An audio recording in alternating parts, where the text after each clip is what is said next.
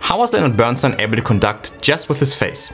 Is the conductor unnecessary anyway? Are there specific pieces that make it possible? And what are the advantages and disadvantages of just conducting with your face? In this video, I will give you my opinion as a professional conductor, what I think of Bernstein's face conducting and how that actually works.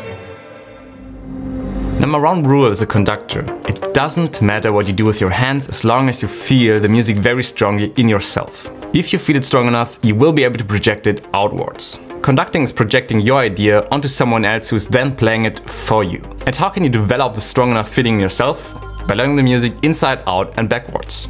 The probably easiest way is to learn to play it on a piano, because then you're not just relying on one sense, your brain and your ears basically, but you also have a physical touch. And because you're not just using one sense, the connection between you and the music will be way deeper. So if you feel the music very strongly inside yourself, it basically doesn't matter what you do with your hands, but it's not as easy as it seems. So now that you know why it works, let me get into the technical aspects. I hope I made it very clear that conducting is taking your own imagination of a piece and projecting it onto someone else and let them then play it for you.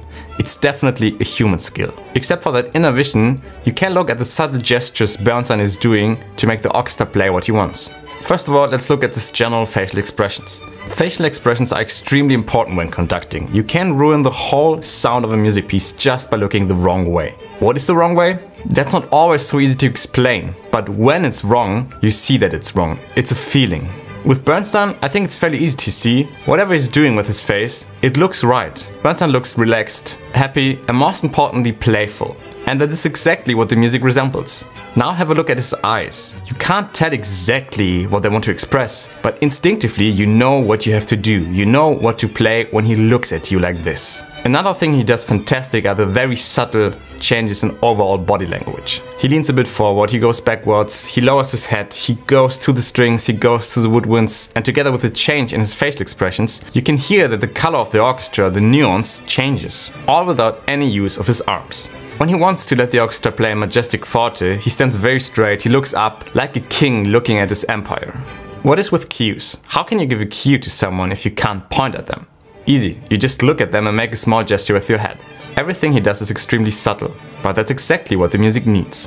One major benefit of just conducting with your face is that you as a conductor can't mess up too much. With that I mean, it's often better to let the orchestra play to give them a bit room to breathe instead of breaking the flow, and that's definitely the case when you just conduct with your face. You really don't want to disturb the musicians when they play. Benefit number two is that the musicians will pay way more attention to what others are playing. They will listen way more, they will look more closely what others are doing, and by that they will play more in a musical manner.